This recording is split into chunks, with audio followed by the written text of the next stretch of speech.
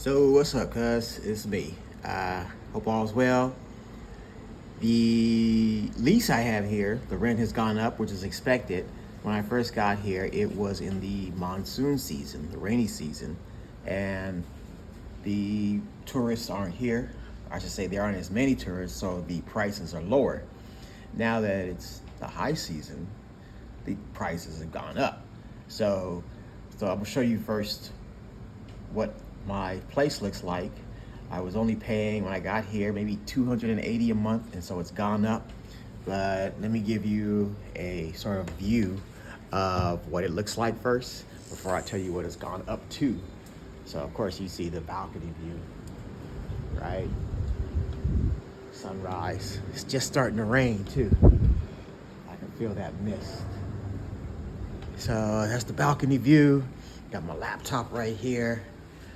And, let me spin this around. Turn this off. There you go. So, yeah, there's the bedroom. And, it's just me, one person. There's the bed. Everything is fully furnished when you get here. Got a little closet nook. This comes in handy. I have an air conditioning unit here with a fan. And another air conditioned unit here. Refrigerator comes with it, television, the microwave, a little couch. It doesn't look that cozy, but actually, man, I fall asleep on that bad boy all the time. So microwave comes with it. Actually, this is like a microwave convection oven combo. Never seen that before. The cabinets, they come with pots and pans there. They gave us a rice cooker, plates and stuff. All this cutlery came with the apartment, with the exception of the skillet. I purchased the skillet. No deal, no big deal. So also the tea kettle came with it, the water heater, and I have an electric. These electric range, but these are the ones where you have to have it's an induction. That's what it is. One is induction and one is a not.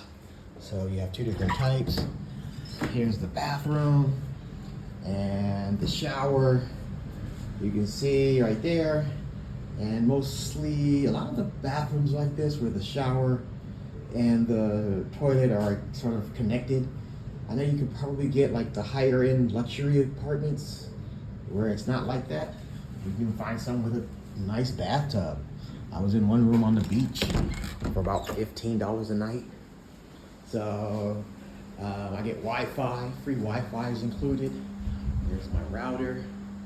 And you get these cards. Like if you're renting, like say short term, they only give you one. So that when you leave, you have to take this out to actually open the door. And once you take that out, in about maybe 20 seconds, all the electricity cuts off. And that's how they save energy. So when I first got here, I was paying $285 a month. Now that it's tourist season, like the high season, the rent went up to a grand total of $300 a month. Yeah, right. And then my utilities, I think was probably another $24, $30, like $1 million, which is nothing when you do the conversion. Oh, I forgot. I also have a washing machine right here. So y'all excuse my underwear, at least they're clean. So there's my washing machine. And yeah, this comes in handy. These windows leading out from the bathroom, because when it's hot, I can open the door and I still get that breeze coming in, which is key. One good thing that I found that you want to do is really pay attention to the direction that your balcony and your windows are facing, because when it's hot, it's not hot, it's hot as hell. and that sun comes blazing down. So you don't want a window facing south, because if you're facing south, you're gonna get that hot sun all day long, and that's going to like sort of make it miserable because you're gonna feel the heat radiating off that wall. So I am facing east. So when the sun rises, it comes up right around in this area, and by the time it's like say 10 o'clock, it's gone. It's over on the whole north side or south side facing the building, and I don't get any of that radiant heat. The best option would probably be facing north, so that you don't get that heat at all, or that sun radiating in your room at all. So yeah, it's a quiet neighborhood. This is a school. So the thing you got to look out for is sometimes you'll have these restaurants, or let's say coffee shops, and or even homes, and at nighttime they will have karaoke blasting. And when I say blasting, I mean blasting like on 20. And the funny thing is, they really can't sing.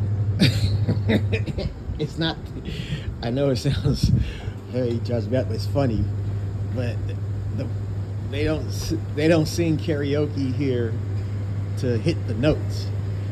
You know, it's like the majority of the time it's just to be loud. And I look at it as the blues, you know. They work hard all week, all day. They get together with the family and they want to cut loose a bit. So they get these huge karaoke machines and they get together, they get some beer, they start drinking and having fun, and it's innocent fun. But in this area where I'm in, usually everything shuts down around 10 o'clock. Because it's, you know, everything here is family oriented. So around 10 o'clock, the noise level is gone and it's quiet again. So there are areas, I'd say, down that way called the Antong district, where it's literally built for tourists and expats and foreigners who are on vacation. Down in that area, the noise goes until 3 in the morning, clubs and whatnot, DJs. So I can walk there if I want to, probably about 30 minutes. I can grab a taxi and get there in like 5 minutes, no problem. And over across the street right there is the night market. So all those clusters of sort of tents over there, food, shopping, and you know, that's it. So I'm trying to think if there's anything else. Oh, I had a dental emergency, and just to give you an idea of cost of living, I had a dental emergency, had to go to a dentist. 9 days of medication, 3 sets of x-rays, and the whole final procedure where they had to extract the tooth was $70 out of pocket, no insurance involved. Just so there you have it. All right, peace. Vietnam.